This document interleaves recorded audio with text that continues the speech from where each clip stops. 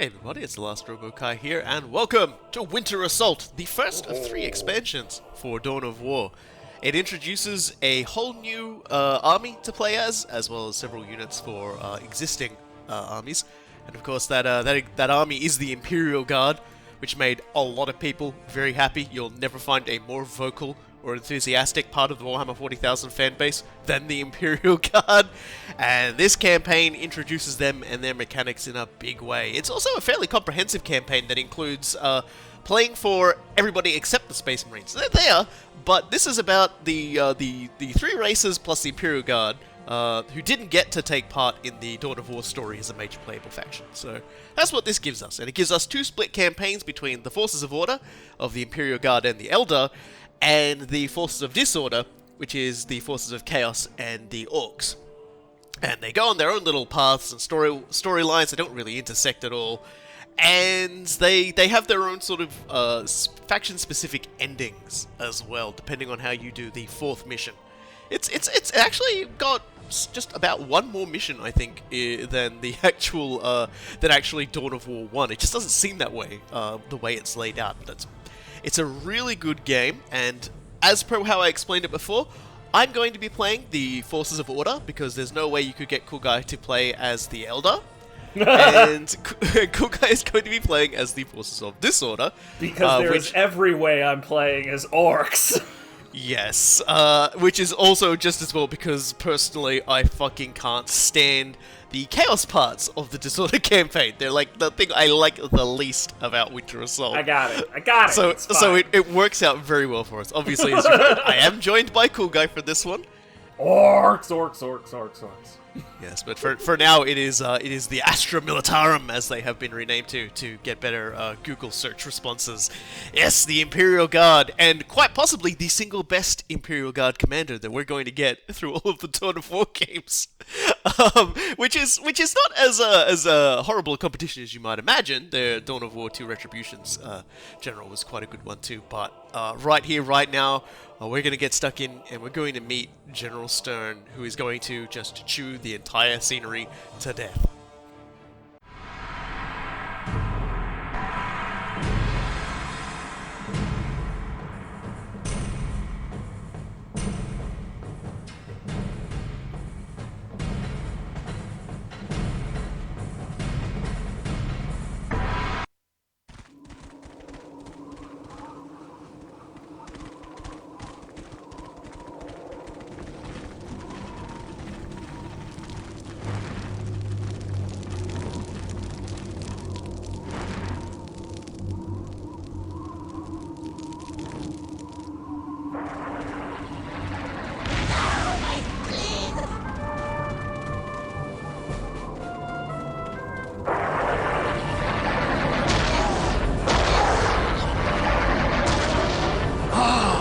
Another world, another victory in the making for our glorious Emperor. I see no victory here. I see but one truth, and that truth is war. This world would not even warrant our attention were it not for our prize. Yes, the Titan Dominatus. Imagine. A great war machine forged in the volcanic foundries of Mars. The Titan fell in the defense of this world. The Emperor has entrusted the Cadian 412th Regiment of the Imperial Guard to retrieve it. The Titan lies in the ruins of Lorn V's principal city, Lorn. But one thing at a time. We must take the Lorn defense fortress if we hope to defeat the forces of chaos firmly entrenched upon this world. Spread word to the men. Tell them we win this day, or we die trying. There is no retreat! And so it begins. Yes, that's Sturn's theme song, by the way. That's not like the Imperial Guard theme song. That's Sturn's theme song. Get used to Sturnn being incredibly quotable with everything he says. Like, I remember back in the day, one of my roommates had an entire thing about how he had no idea how individual human beings could have pathos in a universe like Dawn of Wars. And then Sturnn comes along and basically proves himself just as quotable as, like, the Ghost of Christmas, or the cybernetic Ghost of Christmas Past from the future from Hakmatine Hunger Force. Like, literally everything the man says is a one-liner. He's just like, oh, okay, now I get it. Now I get it. You just have to have people as hardcore as freaking Sturnn. Yep. And so Sturnn himself is a leader unit known as the Command Squad. So it starts with the General. And you can add a variety of different units to it. You can add Commissars, you can add Sanctioned Psychers, which we have discussed previously in Dawn of War, and you can add Priests. And these all buff him in different ways, and initially he can only build 2, and then after that he can add like more with upgrades. And they will augment the squad, give it different abilities and things like that. And I always like to just start with the Commissar and the Sanctioned Psyker, because that gives you a good morale boost, and also the Sanctioned Psyker has some nice abilities on him, especially with upgrades. And after that I get Priests, because they've got some nice stuff going on them too.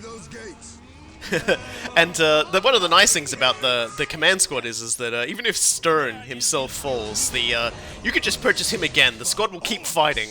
His icon vanishes, which makes him a little hard to find, but other than that, he's still around if you've got him hotkey. Like, again, it's exactly the same way the commander units worked in the original game, whereas you can actually use them because if they go down, you can just get them again. Like, oh, but, like, that just reminded me, much like the sound in the cutscenes from the first game. The sounds here are randomized as well, because it's basically all in-engine cutscenes. So having multiple chaos cultists yell about their spleen in the opening cutscene, not planned. I love it. I do so love it. So good. We have our building units now. The Tech Priests. The Tech Priests are actually they buck the trend for most of the factions' builder units. In that they can actually defend themselves fairly decently. They come packing a las pistol and a power axe, and they can fight. They're not they're not the best at fighting, but in a pinch they can pick up those power axes and defend themselves. And I will still get a lot of them killed. Yep. Now this is the where we have to start talking about what makes the Imperial Guard so special, because we know all about guardsmen. They've got their little flashlights, their las guns, and their morale isn't so great to start out with. Their damage isn't so great to start out with, but they're cheap, and there's a lot of them. Now, one of the big things about the Imperial Guard is that they're not a total faction like a lot of people would think. Like, everyone would think, oh yeah, these guys do fortifications, these guys do that. They're not actually a total faction. And the way that Relic designed this is actually really kind of genius to ensure it. First and foremost, what you've got with your squad limits and your vehicle limits is that the way to expand that is through building the buildings that produce infantry units and vehicles. And as we all know, space is not infinite in your initial base, so you will be starting to form beachheads further out. You will start establishing more bases further out. So you're not a conventional turtler, you're going out and you're setting up defensive sort of bases further and further out in order to get your cap up. And I'm about to demonstrate what makes Imperial Guard so fancy in that regard. Pretty much every single one of their buildings has a number of occupation slots, and it doesn't matter where they are on the map, you can move a squad from one to the other. They will fire from inside there with all of their weapons, so even a tech priest who runs inside of the listening post will be able to shoot his las pistol out. So in a way, you've got rolling beachheads and you can actually respond to attacks by bringing your troops in through your tunnel systems that you've got for all of your buildings, and in that way, the Imperial Guard are a deceptively mobile defensive force, and I quite like that. Quite so. Yeah, the beautiful thing about the Guard is that they are fundamentally still a quote-unquote turtling power. So it maintains the overall flavor of the Guard being very good at entrenched positions, but a lot weaker on the attack without heavy support. But like the tunnels that go between all of your buildings, and the need that you have to push outward and Borg half the map to actually get a snowball running still means that they have to be aggressive. It's such a brilliant way of handling the problem.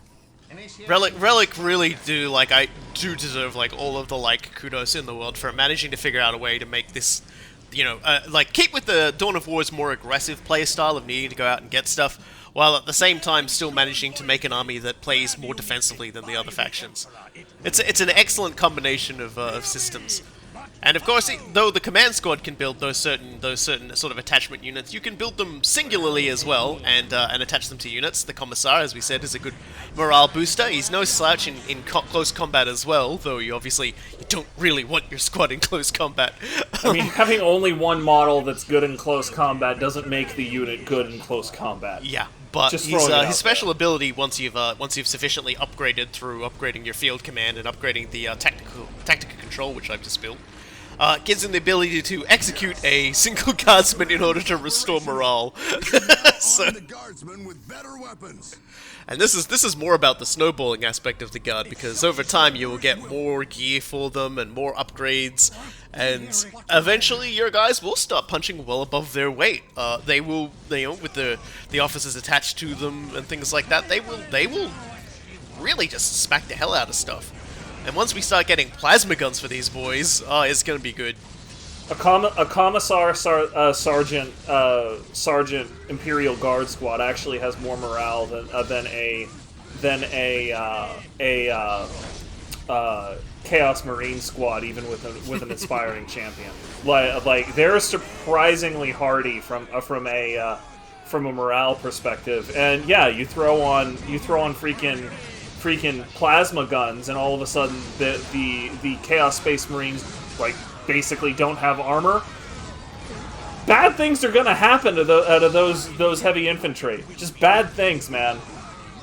I hope everybody just saw what Sturnn did just then. He just executed a cultist with a las pistol. That's one of his amazing one of his sync kills. And I think here comes the other one. Boom! He's also got one where he spears them on both of his claws, because yes, he has I don't know if you call them lightning claws. They're like Imperial Guard sized claws, I guess. I don't think they have the power claw sheath or whatever, but yeah, no, they're monomolecular. They hurt. Yeah. So a quirk of the first two missions of the Imperial Guard is that at certain points there are two branching paths that you can take, and each path shows off a new vehicle, so to speak. So the first one we found is our Sentinels, and we did speak about the Sentinels a little in Dawn of War when we talked about how these buggers are mean to fight against. And the advantage of the Sentinel is that they are a cheap, highly mobile, anti-tank weapon. They have las cannons on them, and there's not really a better tank-killing weapon in the entirety of the Imperium, at long range anyway, than the las cannon for the size that we're going at anyway. I guess it's probably important to note. And so we've got them in a very fast walking frame, and they are very fast. They will outrun pretty much everything in the game. And they also have the added ability to decap points. They can't capture points, but they can decap them. So they can come up on a point, blow up the listing post extremely easily, and then remove your banner from the post, and you're shit out of luck because they're gone. They're gone. They are the best harassment unit in the game. They really are. It's kind of a brilliant piece of design because in terms of gaining tempo on your opponent, they are just brilliantly refined for that. They show up, they blow up a little bit of your stuff, and then they decap your point. They waste your time like no other unit in any of the expansions does. They just waste your goddamn time, which is one of the primary resources in every RTS game. Yeah, one of the best functions for them is because you're trying to establish your bases as you move out. And that does take time and money, and also, you know, and you need to get the heat off yourself as Imperial Guard, because obviously your buildings aren't the strongest, and your troops aren't the strongest, so trying to fight off and wasting resources trying to expand, you're gonna want some way to make the enemy not able to harass you while you're doing it. And the best way to do that is to harass them first, and the Sentinel is just the best at it. Much better to get your retaliation in first, as Jim and Bob would say. Look at the range Lord. on that. They don't make scout units in any other faction quite like that. Oh man, that Defiler is so screwed. By the way, like the Defiler isn't really shooting at the Sentinel right now. Even if it was, the Defiler would just be done. Case in point, you know, it's weird because Sentinels are so lightly armored they don't even count as vehicles. They count as heavy infantry. So even like a couple of plasma rifles will absolutely scrap them. They don't have a whole lot of staying power against infantry. But that you go up against any kind of light or remotely vulnerable vehicle, and they're gonna have a bad time. They're gonna have a really bad time. So one little wrinkle for trying to advance at this point is that there is a between these two sort of branches is a chaos base, and they build raptors fairly consistently and just jump them on you. And it is a massive pain in the backside. So we're going to be weathering those assaults while we try to build up a fair amount. And like we said, our buildings aren't the strongest, so we're going to have to endure it, essentially. Like, I'm going to try and build up my forces to do it, but the only way to really succeed against these raptor assaults is to just take out the base. And as is always the case, the assaults will get worse and stronger as time goes on. Like just for now, it's just these fellas, but we will start seeing. They eventually get up to sending like 3 and 4 squads of them at once, which that starts getting pretty scary against freaking Imperial Guard squads. Mm-hmm. Yes, and we're fighting against the World Eaters, who are basically the close combatiest of all the angry boys that you could get in the Chaos Legions. If you had a very sharp eye, you might have noticed on the pauldrons of the Marines when we were coming in, it looked like a little Earth with that's being constricted with fangs, and yeah, that is the emblem of the World Eaters. Oh my god. That freaking heavy bolter turret is having a wonderful time right now. Yeah, I probably shouldn't have put it there, because like by cracking that gate open, enemies will start attacking through there. Yeah, I was gonna say, like, that's probably actually not gonna work in your favor. Yeah, I was just like, eh, whatever. I spent the money. Alright, we got some plasma guns rolling out now too, so now we'll start killing them. I do think I'm dividing my squads, so yeah, one has grenade launchers and one has plasma. Because as great as grenade launchers are for knocking stuff over, the game tends to not think about a target until it stands back up again, which can be bad. So it's good to have like a good mixture of killing power. That's gonna kill him. Oh! No, made good it. man. Yes, that was exactly the correct move. I'm gonna lose a lot of tech priests in this mission though. This is a good start. Get rid of that demon pit. Oh, sure, yeah, demon pit. That's worth doing. It won't take long for trouble to return. Memories flooding back from like 15 years ago when this stuff came out. I remember there was a couple of times like I was doing just stupid skirmish matches, and I chose the guard just because the tech priests were so adorable. Like the worker units in basically every other faction are just one-track like paper cutouts, right? Even the Eldar is just like, they have bone singers. But literally the only fucking thing they talk about is their song. It's really goddamn annoying. But the engine seers are characters. Like they are characters in and of themselves. They're so charming and they're so cute. Yeah, so now along this side we get Hellhounds. Oh, and we've spoken a little about Hellhounds in like Dawn of War 2 and things like that. The Hellhound is the ultimate anti-infantry unit. It is a tank that essentially has a very, very large flamethrower that is anybody very who played good Command at and Conquer? infantry. Because like basically somebody took some serious notes from the nod units in that game. And way it works in this is the stream will hit a location, and it's around that location a large amount of AoE damage occurs that just burns through health very rapidly. And so the Hellhound is a very good targeted anti-infantry unit. Again, like a lot of the early Imperial Guard units, not a huge amount of health, but again, like when you pull that out, your enemy starts having to think about ticking up to anti-tank very quickly.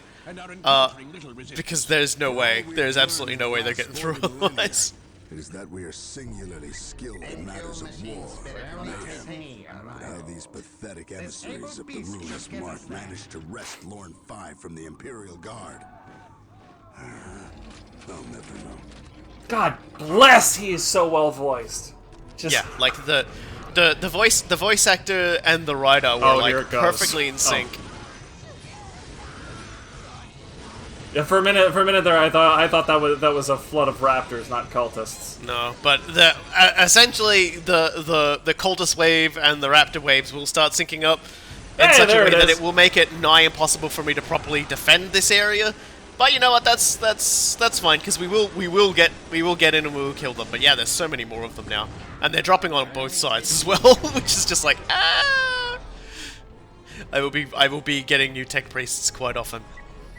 Yes, does anybody else think doors, automatic doors, when they open, and elevators when they don't kill Look, you? I mean, we don't live in a time where we think that the random little bits of code in there is actually fragments of souls. It is messing with us. We know better than that, at least. I freely admit it. I thank elevators. You thank elevators. All right, cool. Like, I mean, I can't say you're wrong. I don't say thank you, Machine Spirit, for our safe arrival, or this able beast will get us there when I get into it. But I do like I will say one time when I worked for a particularly conservative bank. They, like, when I say conservative, I mean technologically and like economically conservative. So they never, like, the long story short is they never wanted to do anything. Like they were just like, screw it, the system is working now, don't touch it. And like the argument that I constantly made was that this is how you get rituals to the machine spirit. And like I would say this in team meetings, and everybody would like, "What in the absolute hell are you talking about?" And so I would literally be here on the 9th floor, the 15th of a 15-story building, downtown Kansas City, explaining the machine spirit and all of the things that we explained in one of the podcasts. Like it was like episode 9 or something like that, where I'm just like, I put the blessed machine oil, it's just WD-40 or whatever on here. Like, this is how you get this. This is how this happens.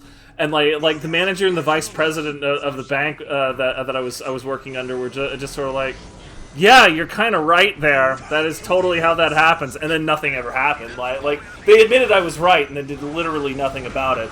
So like I took out my frustrations by on our team wiki. Like every time there was some stupid process you had to follow, I literally had a wiki page called "Rituals to the Machine Spirit." I would write all of these things out, and I kept resubscribing my manager to it every time he tried to unsubscribe. Just because I was no, you are seeing it whenever I have to deal with this bullshit. Mm-hmm. God, everyone just sharing in the dealing with the bullshit. So, no, you've completely derailed my train of thought. I was going to mention something about oh yeah, like the upgrade nature of the Imperial Guard as well in gameplay wise. We will eventually get into the lore part of it, ladies and gentlemen. But for now, it's gameplay. Trust us when we say there will be plenty of time. a lot of their buildings are relatively cheap, but the upgrading system for them is not, and so you have to be very careful about what you pick, because every time you build a new infantry building or a vehicle building, and we won't see it in this episode because they're not set up that way, you essentially have to upgrade that building to be able to build a unit type. So you'll always have the guardsmen to start with, and in the case of the vehicle base, you'll have the Chimera transport tank, which we will see in the next episode. But you will not actually get, you will actually not able to build anything else until you first upgrade it. So that sort of is more of the entrenching nonsense that the Imperial Guard have to go through. They've got to put their buildings down, but if you want to build more from it, they've got to spend their resources on making that building able to do it. So it's a risk. It's like, okay, I've built this thing. If it gets destroyed, if I've initially built it, okay, that's a loss of vehicle and command. And we can see the Hellhounds just cooking things right now. Oh my God. As you can see, I was not even like remotely joking about just how absolutely dangerous these things are. They're so beautiful to watch work. Yeah, it's only firing in short bursts because the target it was shooting is dying and it is moving on. Like, it's just happening so quickly. Doesn't need to. It's just like, whatever, dude, you're fucking cooked. And because it's a tank, it can move while firing with like, that I think that's the big thing, is that the Hellhound doesn't have accuracy problems. He just plants on a spot and everything around it just cooks. It's not a case of missing, it's just a case of, are they clustered or not? Yeah. And then God help you if you want to try to use ground pounders with a bloody Hellhound around. Like, yeah. God help you. Like I said, they don't stand up even remotely well to anti-tank stuff, but a Hellhound can come out pretty quick and pretty cheap early on, so like, it's another way you can push back against your enemies fairly rapidly. Most people will probably find themselves chasing the Imperial Guard tech game, playing this. I think the only other faction that can sort of match them for pace and just like wrecking the shit out of them are Space Marines. Everyone else has to sort of like try and keep up, or else get wiped out. Even then, how like the reason why the Space Marines work there is just because their basic Space Marine squad is so customizable. They can't even do the actual developments nearly as quick. The guard is like, they require a lot of extra resources relative to everybody else to actually complete their a lot of the things that they do, but they can specialize so quickly and they're so adaptable. And the Space Marines are the only ones that can just be like, oh crap, I'm up against guard. I should go ahead and throw on heavy bolters like right now, because that's going to handle both their basic guards and also the Sentinels. All right, it's time to start attack moving into the Chaos base. Finally. We did see the sanctioned psycho scream "Witness your doom" earlier, and he used Chain Lightning. Chain Lightning is just, it instantly destroys the morale of any unit it hits. Like, those cultists just got their morale just like, they were done, dropped, and at that point it's just there is no hope. God, look at him! Look at that swarm. We really gotta take care of that. Seriously, calm down, Chaos. Calm down. The World Eaters do not know how to calm down. Yeah, that's the irony. Dear. Like that tactic has been tried literally thousands of times over the 40 millennia of Warhammer 40k. Has worked exactly 0 times. Yeah, so it's like the movement system for being able to shuttle troops around as well is so great for tech priests, because if you have had a fight somewhere, you can move your tech priest out. He can fix up whatever's there. He can jump back in the building, and then you can move him back to your field command, and then hold him in waiting until he's needed again. It's also worth noting that it is literally on the tech priest's like unit card that they build and repair quicker than any other builder unit. Like, that is the entire thing that RoboKy is describing, popping them out there to do Johnny on the spot work and putting them back under cover. That is 100% what they're for. Yeah, everything in the Imperial Guard force is in support of the infantry and ensuring that the infantry get to where they need to do what they need to do. They are the bodies that will make up the greater part of your task force, but everything that you have mechanically is there to just make it a little bit easier for them, because they cannot hold up. But their numbers, their power, their upgrades, the unit commanders that you can attach to them, the ability to move them around, to like repair all the stuff they need, the vehicle support to take pressure off of them. It's all there in service of supporting the guardsmen. It's really great. Like, and there is still such a core fundamental part of it as well. Like, you will be using guardsmen pretty much the entire time. Oh, if you're not using guardsmen with the Imperial Guard at any point during your development in this game, you're wrong. Like, I'm sorry, that's it. That's the end of the conversation. You're wrong. It's just like, well, but I do it this way. Well, congratulations, you're wrong. we have managed to chase off the world leaders in that section now, and so the mission pretty much is over at this point.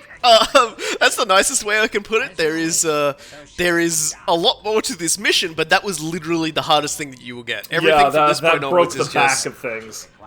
Yeah, that was the hardest part, and I don't mind. Like, this is a nice game. Like, and the winter setting, the winter maps that have been added, Winter Assault, obviously, it sort of adds like a really nice feel. I love the snow effect as it sort of drifts by.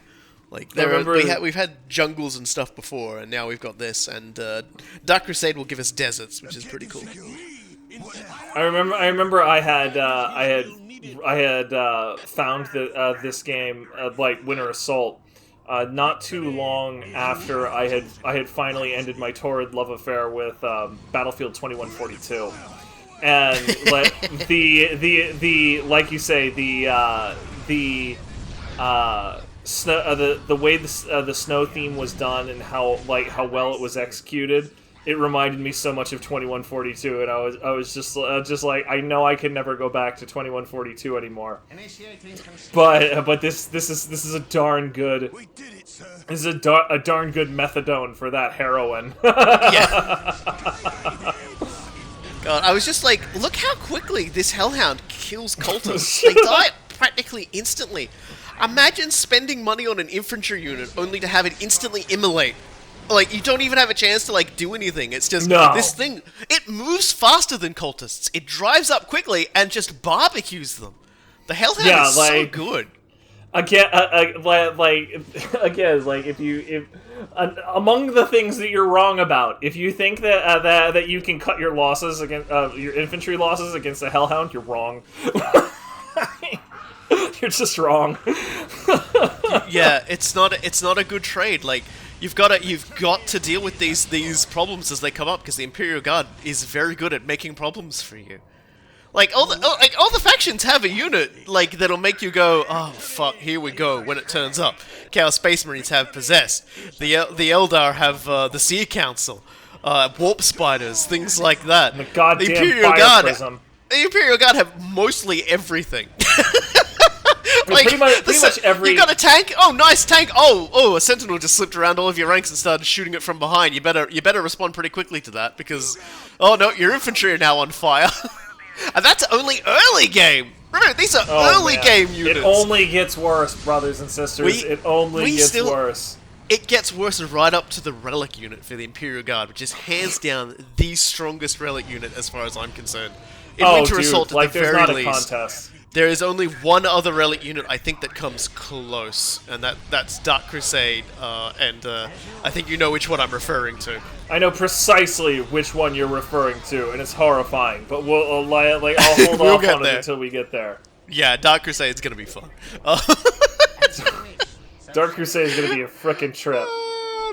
I still haven't put up the vote for who is going to choose who I'm going to play as. We may end up doing an entire other campaign as the Imperial Guard. It's entirely up to people. We may not even play as like the new armies that were added. The Imperial Guard campaign is pretty sick.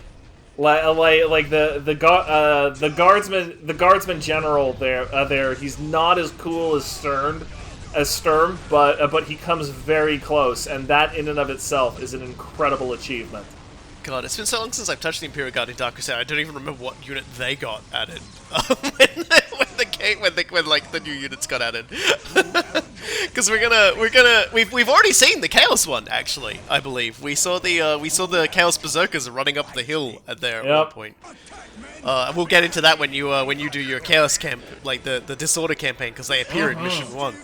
The same thing is with sorry, it's Mission 2 you see them. Mission 1 is when we'll see the new Orc unit, and Mission 2 of the Imperial Guard is when we will see the new unit for the Space Marines. Again, I don't quite remember what the new unit for the Eldar is, which is kind of funny because I literally just have been playing them. I've played through every mission in this campaign, and I don't remember what unit was added for the one of Eldar. our YouTube comments described this as a Biden moment, but like I maintain that these sorts of memory lapses are just us having our So hard drives info. like temporarily full. Like seriously, like I want everybody to remember. By the way, for our commentary, RoboKy and I literally just kind of sit down, open the the Fire Dragons. How could I forget that? Yeah, I was gonna say, I'm pretty sure it's the Fire Dragons at the end of this, but you know, like I want everybody to remember that like the way we do this is we sit down, we open the metaphorical brewskis, and we just sort of talk. Like, we don't have notes. I don't have a script. Like we're just sitting here enjoying each other's company and enjoying the game with you. That's literally all we do. So like if we come up and we're just like, hey, I don't quite remember this name, it's because we're just chilling here, and like we've got all of this information to fill literally like an hour of airtime of random lore. Yes, we can forget a name or two. Dear. So we're coming up to a critical point in the first mission. This gate is a demonic gate. It is a big, evil, spooky gate that is glowing, and we're gonna attack it. I'm gonna like point out the health. I'm just gonna see if there's nothing else to kill at the moment.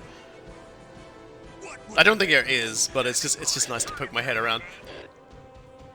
Swear to God, like we're literally looking around for more things to kill, because killing things is just so much fun in this game about killing things. Yes. Like, again, I just want to point out. So many dead good. bodies just laid around turrets and things like that. The corpse persistence in this game is honestly my favorite feature of the game. Like, even in Dawn of War 2, corpses start to fade away. I have corpses set to yes please maximum, so like you'd be like waist deep. Like I said, I used to play like specially modified maps. Like, someone figured out how to make a map where it was just you, there was no other enemy army, and you just had to survive a certain amount of time against like spawned waves of enemies, and it was so cool.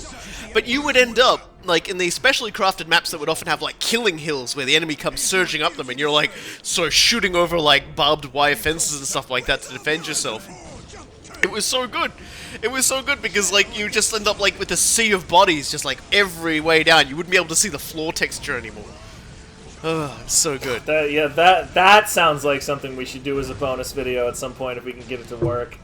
We'd have to find it. Like a lot of these like yeah, a lot of these were things that came out 15 years ago at this point. Like whether or not they're even still on the internet at this juncture is an open question. I went looking for some old texture mods that I actually owned, like back on like another computer for this, that would have like tightened up the colors a little better for a lot of the factions, because there was this guy, and shout outs to you if anyone ever tells you that I shouted out to you, Hanger 8. That man taught the community more about textures and art. We cannot survive this barrage much longer. The Demon Gate is protected by the foul workings of the Warden. If we cannot overcome it quickly, then all is lost. The Imperials falter in their opening steps, far sooner than I would have liked. How typical of them. Sadly, we must intervene on their behalf. Isha's tears. 4 generators channel power to the so-called Demon Gate. If we are to help these Imperials, we must destroy the 4 generators first. Fortunately, we can use our webway gates to reach impassable areas and to bypass the Imperial presence. They'll never know it was we who helped them. I will finish my thought in a moment, but it's time. It's time for Farseer Taldir, literally the most important character from the Eldar to appear in the entire Dawn of War series. I already want to kick her in the taco. And the source of some of the biggest, oldest memes. That came out of TG. like my stereotypical hatred of Eldar aside, Taldir is great. Like, I do like Taldir. I do want to kick her in the taco right now, but like Taldir is great. She's the least bullshit talking of all the Eldar we'll encounter as well, but she's twice as arrogant to make up for it. Yeah, she's here on a mission, and our mission is going to be heading around and destroying the forces of chaos and getting those generators down so that the Imperial Guard can continue. Because we've got our own plans. Hey, look, Eldritch Storm straight out the gate, just going to use her biggest power. Get owned, nerds! I love the Eldritch Storm. It's so good. It is like my favorite. And yeah, like, so just to finish my other thought, Hangar 8 was a fella who basically figured out so much about textures and texture work and made all these like new textures, and like he made like a multitude of banners and badges. Like, in order to modify these things, a lot of us had to use like homeworld editing tools and things like that. Because thankfully, this game uses pretty much the same engine as the original Homeworld series did. Which is mind-boggling to me, by the way. And so we were able to sort of get in, dig in, pull out files, like replace files, edit textures, and so the customization that you had for Dawn of War, in spite of the fact that Relic never made mod tools for it, was really all just on like the fan base, on the technical side of the fan base, who were phenomenal. And I like, and even today, like, there are still mods being made for this game off of the back of that really amazing work that was done. And Hangar 8 had an excellent retexture mod for the single player of this, and it made a lot of certain factors stand out more. It made the red of the World Eaters a little darker, a bit more blood red, as opposed to sort of the bright red here, which I kind of feel like red. doesn't work so well against the snow. Makes it a little too bright looking, I feel, but you know, by that token, still, like, the game still looks amazing without it. But it actually really upped the texture and like the quality of the textures and everything. So a shame there, but you know, I tried. I think you can still get plenty of his banners and badges still out there online. Though he was, yeah. Yeah, like I do remember this even from when I was messing around with it, you know, 15 years ago, and like I want it on record in general, like I try not to mod my games too heavily, not because just because like one of the biggest benefits to playing video games and the community that we all live in is being able to talk about it together and refine our taste and like unironically have fun with stuff. And the more you mod a lot of games, the harder it is to talk about that, because it's just like, yeah, I love this, and somebody else is just like, I don't remember that. What's going on with that? Oh, I modded it. Well, now we no longer have a shared experience that we can go with. But you know, so in my mind, there is a very high hurdle that a mod needs to clear in order to replace that experience. Like, this cat did it. This cat did it easily. Like the low cunning ingenuity that he displayed, like making all of this stuff happen was just absolutely brilliant. Yeah, his texture packs were fantastic. Mm-hmm. He basically, like, yeah, the sorcerer will not die, I think, unless Taldir lands the final blow. But and you can't destroy the defilers either. That's for the Imperial Guard to do. So it's kind of funny. Like, we actually have different, the dude gate. Yeah, we actually have different for like objectives for the Imperial Guard and so forth. I haven't really talked too much about the Eldar for this one because obviously we haven't needed to. We've been pretty comprehensive about like the especially the characters we've been using here. You know, the Farseer is a pretty good disruptive caster, as well as having access to some really killy powers. Like Mind War is a really good commander killer. You pop that on an enemy command unit or an enemy commander, and it will slowly just drain their health down. It's really effective. Eldritch Storm is just blasts everything in its radius, and you can increase your team members' armor or their shooting accuracy with the other abilities, and you've got a few other abilities. Is what they're called. Yeah, it's good. It's good. Everything be good about the Eldar in terms of their and for what it's worth, we won't have too much more to say in terms of the lore regarding Taldir, because she's also from Craft World Uthway, which was where we were in the base campaign as well. Yeah. That was Bieltan. That was Bieltan. You're right. Yeah, we did mention Ulthway though. Ulthway is notable as being, until like that other craft lord was found. They were the there's one problem with this mission is you're trying to get through and everyone wants to attack the Defilers. The Defilers will retaliate if you get up close, but otherwise they'll just keep shelling in the distance. And they also are invincible as far as the Eldar are concerned. So good luck. So with Ulthway, they are, or were, circling around the Eye of Terror for the most part, and because of their proximity to the Eye of Terror, they tended to find higher instances of psychic mutation amongst them. Because in most cases, in most factions, in Warhammer 40,000, developing psychic powers is a genetic mutation. It's not something that you can make reliably happen unless you're lucky enough to get like a stable genetic mutation, such as the Navigator gene for the Imperium, which is what they allows them to traverse the warp, and without that they'd be turbo fucked. Or astropaths who can see through, communicate across the warp. But fast. Even though the Eldar's psychic powers are a bit more controlled, they still basically have to have somebody develop the mutation of having psychic powers, and as a result, there's a higher concentration of Warlocks and Farseers on Ulthway, which helps them deal with the forces of chaos, but also imperils them quite a fair amount. And as a result, they're pretty good at trying to like cover all of their bases.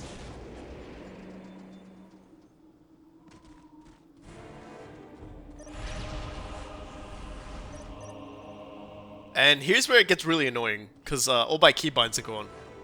God bless it. So yeah, they basically poke a lot more into fortune and fate. Yeah, I'm just going to spend a little bit of time like reorganizing my forces. I mean, you're you'll gonna notice need to. Sturm's icon is gone. That's because he died from the artillery bombing. His command squad is still there somewhere. I have to, like, you can see there's just a fucking sanctioned psychic just there getting bombed. I have to go over and like find him.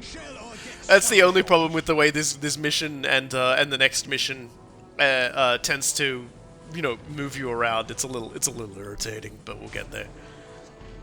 The back and forth of it. It's but yeah. So they tend to poke around and interfere with stuff a lot more than most of the others. But they're also a bit more. By result, they tend to be a bit more often inclined to like extend a hand to the Imperium, because the forces of chaos are kind of big and scary. But Taldir's not interested in chaos. Taldir's thing, she doesn't give a shit about chaos. She'll kill him if she finds him. Her focus is elsewhere. She has other priorities, that's for sure. Yeah, so I found Sturm, and he is when he gets rebuilt, his portrait will reappear. It's I think that's like one bug they never really fixed. I mean, how many times does Sturm die, really? Like, yeah, it can happen quite often if you're a reckless. I sound like I'm am. joking. I'm only half joking. The reality of the situation is that with the command squad, Sturm is the most durable model in that command squad. So usually the only time he ends up falling over is when you no longer have control of the command squad, like RoboKy got into with that particular situation. Like, so it shows up once, maybe twice in the overall campaign. So it's very much one of those things where it's just like, yeah, no, that's totally a problem. I'm not gonna fix it. It's not worth my time. So let's get the Sentinels to do what they do best, and then drop a few defilers while everybody else distracts things. So let's end this mission nice and brutally. Fuck, that is. Everybody, remember everybody, Sentinels, man. Sentinels do not fuck around. Sentinels. Kill on sight.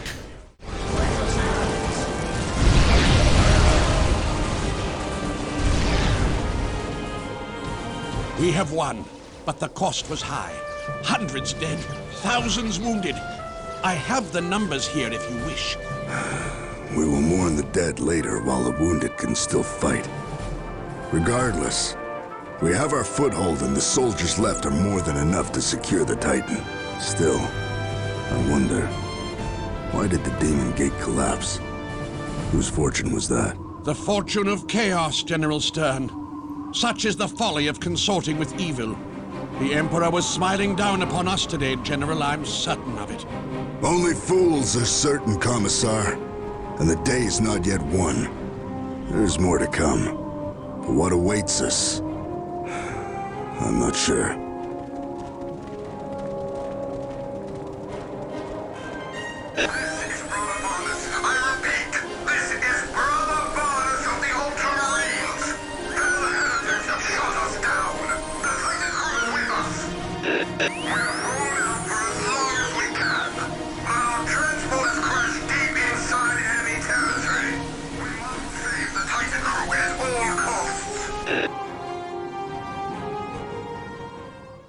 That was the new Space Marine unit, if you're wondering. Chaplain, motherfuckers! And yeah, no Blood Ravens in Winter Assault. We're going to be seeing the Ultramarines, and more aboard to the point, we're going to be rescuing the Ultramarines. So good, like yeah. This game does turn a lot of what you might consider about the Imperial Guard on its head. Firstly, we're not defending a world being invaded. We are re-invading a world. The Imperial Guard are the aggressors, coming down on a planet to not even to conquer it, but to just grab something and leave. And you know, it's like this one item, like they're sending hundreds of thousands of dudes down to die to get it. It's like, that'll tell you how important it is, and we will see that soon. And now we've got I've got Space Marines, but the Space Marines are the ones in danger, and the Imperial Guard has to go out and rescue them. So they I can imagine when they realized they were going to be doing that, like most Imperial Guard players were just like rubbing their hands together, just going, yes. Oh man, it's just like yes. This is how things are, but these are the unsung stories. These are the stories that always happen but never get told. And we're going to be playing through them. So yeah, next time on the Order campaign for Dawn of War Winter Assault, we head out to rescue the Ultramarines in a long series of trenches. It's going to be a weird trench fight all the way up, but we do get access to some new toys, and boy, are they some toys. And of course, the Eldar will be along for the ride as well to help us whenever we run into a slight little bit of trouble, because they are incredibly impatient. And until then, I've been TheLastRoboKy. And I have been Cool Guy. And we'll see y'all next time.